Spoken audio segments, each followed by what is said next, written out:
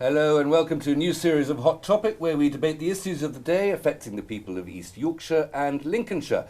In tonight's programme we look at wind energy, what is it about wind farms that some people loathe them, and is the government doing enough to help the renewable industry? Joining me for that are my guests Melanie On, MP for Great Grimsby since May and Shadow Deputy Leader of the House of Commons since September. Her pledge as she swept to victory was, I'm going to make sure people know where Grimsby is and make sure politicians take note. And Melvyn Grosvenor is the chairman of the Marsh Wind Farm Action Group. The group have been campaigning against onshore turbines at the recent inquiry into the Bishopthorpe wind farm near Tetney. Mr. Grosvenor was astounded that the appeal was granted and said the wind farm would have a colossal impact upon the local area.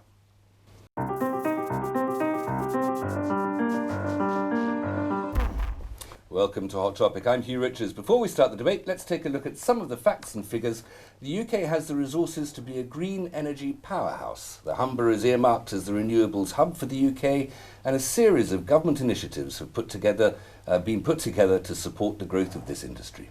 The Humber estuary is of strategic importance to the UK's energy supply infrastructure. It's the country's busiest trading estuary and home to onshore and offshore, including two of the UK's largest offshore wind farms currently being developed off the Humber coast. In Grimsby, Centrica, RES, E.ON, Dong Energy and Siemens have established operations and maintenance bases which serve rounds 1 and 2. Greenport Hull, occupied by Siemens, will accommodate the supply chain and equipment manufacturers, while on the South Bank, the Able Marine Energy Park will do the same, with Dong Energy operating its turbine manufacturer from here.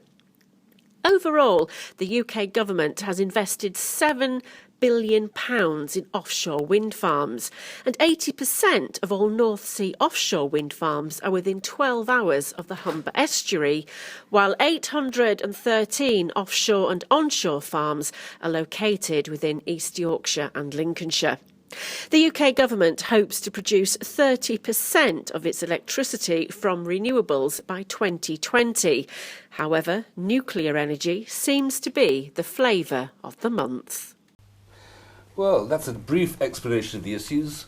Melvyn, onshore wind farms particularly, why do you object? I think the issue here with onshore wind farms has been one that's run through for a long time. And we start from a scenario where obviously the Climate Change Act in 1980, endorsed by our previous Prime Minister Tony Blair, brought us into the renewable energy programme under the auspices of the EU. We then moved through a coalition government where there was conflict throughout the period of time in government between the Liberal Democrats. Just to abbreviate the history of the matter a little bit, Melvyn, we've come up to 2015. And the point is here that we've got a new government that's at long last recognising that local communities' concerns are legitimate. And we've got new guidance that's come through on the 18th of June, which says that local communities' voices should be heard, and unless wind farms have their backing, then they shouldn't be consented. What are the local voices saying? What are their concerns? Why do they object to those wind farms being built?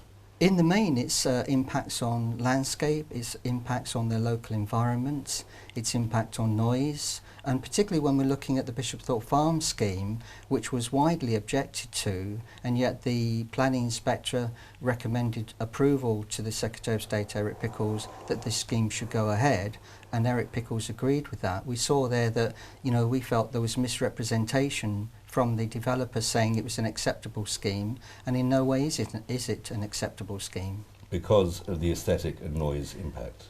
Noise impact is quite a serious issue. We've recently formed an independent noise working group, which has recently reported to government, and the outcome of those reports is showing that over a long period of time the developers have written the noise impact assessments for themselves. We find that there are many communities in the country now suffering from the impacts of wind turbine noise, and so this has become a greater issue moving forward. Melanie, they look horrible, some people say. The onshore mills, they look horrible and they make an horrible noise. Well, I think it's a absolutely personal preference as to whether you think they're ugly or not. I think that we've got to address a national issue going forward, which is about energy security and energy supply and the cost of energy. And while I fully appreciate local communities having the opportunity to have their say, if we don't use onshore wind farms, which are the cheapest form of wind energy in terms of meeting our renewable climate change targets, which we have agreed to set within the Kyoto Agreement, then we will find ourselves falling far behind. We're going to be overly reliant on Russia or the Middle Eastern countries for supply of dirty energy, which is unhealthy, which is not environmentally friendly, and pass on that cost to our grandchildren in many ways. If that's the case, and for these sort of international geopolitical and environmental reasons, all fine, noble and reasonable, there's not much point in local people having their say if they object, is there, if the decision is already made for these reasons of grand strategy? Well, it's not about being fine or noble or a grand strategy. This is a sensible and responsible attitude to take. While we are here on this planet for a very short period of time, we're not thinking about the future, and governments have got a responsibility to think about the future. In terms of local people having their say, yes, I think that they should have a say, but it cannot purely be about aesthetics. The alternatives, of course, are things that equally are not particularly attractive. Do you want a nuclear power station at the end of your village, or do you want a gas station at the end of your village? It's a very difficult situation, and I do appreciate local communities finding it unattractive and unappealing, but we have to take a pragmatic view of this. Well, that's the point, isn't it, Melvin? I'm no judge of the aesthetics, because I find power station cooling towers quite gracious and pleasing to look at. But somebody, if you're going to have an infrastructure, if you're going to have an energy production system, if you're going to have anything beyond a barter economy, there's going to be structures and developments and infrastructure that's going to affect the appearance of communities. We agree with that, but I think Melanie's not quite understood the real issues here, because most local communities, and I think we live in an internet age, people are very well informed, and they see that their energy bills going up, they see the intermittency of wind, they see the impacts on the local communities. And if you take the case of Germany, which Germany shut all their nuclear power stations, they're heavily reliant on wind.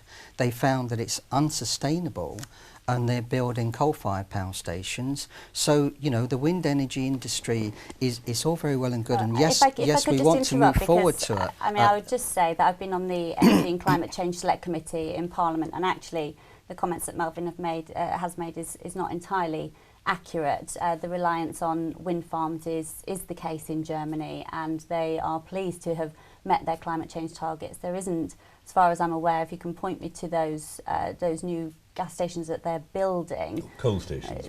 Coal stations that they're building, because it will dramatically impact on their energy climate change targets, because I'm not aware that they are building any. Well, I'm afraid they are, and I can't quote you precisely, but there's plenty of information. German evidence here. There's plenty of information out there on that. Can't take witnesses. But Melvin, is there not a purely environmental aspect in that our grandchildren or great-grandchildren in about 80 or 100 years' time, there's not going to be any fossil fuels left, quite apart from the scarring of the atmosphere. There just won't be anything left to burn. We'll have no choice but to have renewable energies. I think that the real problem here is that we've seen over a period of time is that we've gone down the wind energy route, which is a technology which has a limited shelf life. The only way we can actually deal with the intermittency of wind or the inefficiencies of wind, and we know that in installed capacity the developers say 30%, but on average it's running at 21%. We see that with all the 5,000 wind turbines we've got in the country, if there's no wind, then we've got no renewable energy. But the point I'm going to move on to is that where we've slipped up and where we've really missed a golden opportunity is looking at new technology coming forward. And Amber Rudd herself has said... Amber Rudd, the Secretary of State for Energy. That's right. She's also said that, we've met our climate change targets, we've got enough wind turbines installed. It's not the case, though, is it? In the UK, what the government is saying and what the government is actually doing in terms of its achievements, they've got a responsibility to say that they are meeting their targets. They're not meeting their targets. They're going to go to Paris in December, and it's going to be embarrassing because they're going to... What's the objective judgment of meeting those targets? Where's that figure coming from? Well, it's been set by previous governments, and the coalition government agreed to those figures as well. And it's all about international targets within, our climate change and carbon, our carbon capture percentages too. We'll have to stop you there. Sorry. Sorry, we'll come back and discuss those figures maybe in a little later, but we must just go for a break now.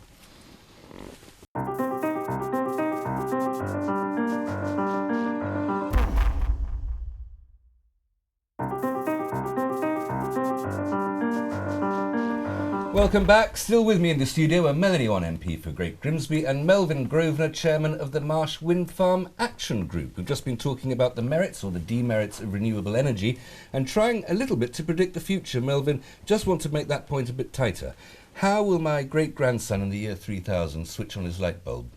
I think we're going to be in a different world then. I think there will be new technology coming through. And as I said before, I think the tragedy here is that we've put so much money into wind, billions and billions, rather than looking at new technologies coming forward, investing in new technologies. And certainly the government is making moves towards this, because Amber Rudd has actually said... Specific new technology that you have in mind? Well, we've got hydrogen coming through. Obviously, I think there's technology that's not yet been discovered. Hydrogen, if we take that one, we're taking hydrogen out of water and turning it into energy, presumably that would involve a factory somewhere. There will be processing. We haven't even started to look at wave power yet. Obviously... We'll come on to that, but that's that's another issue as well. And I think the point here, local communities get very agitated when they see that they've got an impact. They see that energy bills are going up. They understand that wind turbines are intermittent. They know that we need a mix, as Melanie said, and at the moment the predominant mix is gas and coal still. And so we are in a transitional period, and I think that people understand that. But at the same time, because of the intermittency of wind, we still need backup coal power stations, and we still need gas power stations. So we are in a transition. But we're always in transition. We are in transition, and I would say it is a fact that we are reducing our power stations, that we are struggling to get a new nuclear power station online, and so we need something new. And talking about all of the investment that's gone into wind energy, the majority of investment that's gone into wind energy has been private investment into wind energy. It is the companies that have invested in wind energy. And if you look locally in Grimsby, you'll see Siemens, you'll see Dong, you'll see E.ON, and those are private companies putting that money in. Yes, there has been an element of subsidy, but when you talk about an infrastructure around energy, I think there is a responsibility incumbent upon government to support that and support that in the future. Now, those new technologies that Melvyn was talking about that are very abstract and theoretical at the moment, we are moving forward in terms of tidal power. If you look at Swansea Tidal Lagoon, that is one element of it, but the reality is that is very expensive, and already we're seeing the government backtracking from funding some of these important renewable projects. And if they're not prepared to invest in those, they're not prepared to invest in something that is purely speculative at this stage. That point about the subsidies, though, Melanie, those subsidies are enormous. The industry wouldn't be possible without those subsidies. It isn't a commercial industry. But it's the same with any kind of energy infrastructure. It's the same with Hinkley. It's the same, with carbon. It's not just the subsidies. With the carbon capture and storage that was coming the subsidies from a cost to the taxpayers, so we're all paying it round that way as well. But yes, it's also. But you know that the average cost of the taxpayer is only £8 a year. It's not a huge amount. Also, the cost is that the bills on our energy go up because it's more expensive. £8 a year. £8 a year, so that's 2 pence per day. Is it £8 a year it's costing us each through the subsidy, through taxation to the government, or is it £8 a year it's costing us extra on the bill? The way that we pay for it is through our tax, and it's not through our tax, it's through our energy bills, and that's 2 pence per day, which works out about £8 per year per household. Fairly cheap, quite efficient. Well, I don't know where Melanie gets the figures from, but the figures I've seen are £3 billion a year. Not each, Melvyn, surely. No, I know, but extra cost on our bills. And the point is there that if some of that money had gone into new technology, now I'm talking about going back 15 years, I'm talking about going back a long time.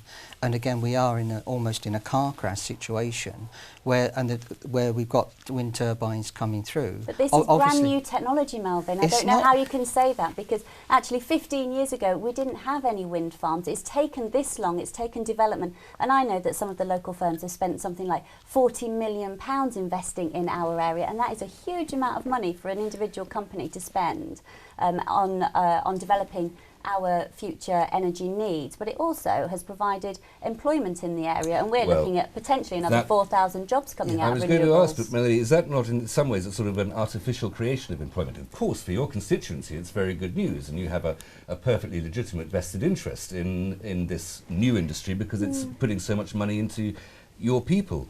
But you could say the same about steel. Isn't that artificially necessary? Oh, but it's not, is it? But you know, as a country, we need certain things. One of them is energy, and some of them is. You could say that about any industry that has money invested in it by the taxpayer. Any infrastructure. So you know, there will be communities that benefit. But how is Grimsby benefiting? You mentioned 4,000 jobs.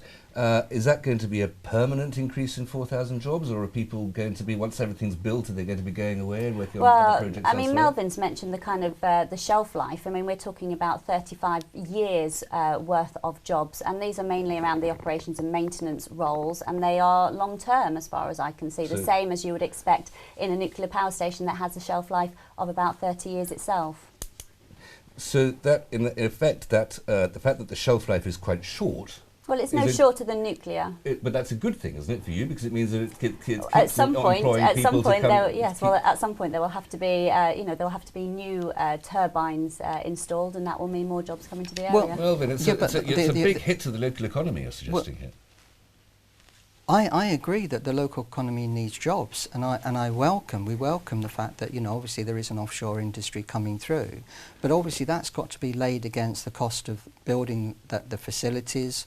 We still see the issues of the high energy costs. We see that, you know, the jobs at Scunthorpe have been impacted because of the high energy costs, which have come through from the increase in subsidies. Well, I think that the actual impact around steel has come from Chinese dumping steel. Well, much more so, it's a little bit of a red herring to try and conflate the issues. Some of it, Tata has said that it's the energy costs. That's a very part of it. They've said that it is a part of it, and the government has alleviated some of those energy bills for high energy use industry. Well, no, exactly. Yeah, far too late.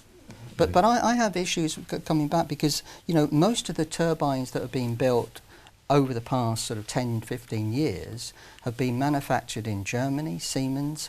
Most of them have Absolutely. Let's get them being made in this country. It would be fantastic if we could have these made with local steel, using local labour, having a whole new industry, innovating, having engineers, these high-paid jobs. That's exactly what we're looking for. But I think one of the points that you made was about people have got access to the internet.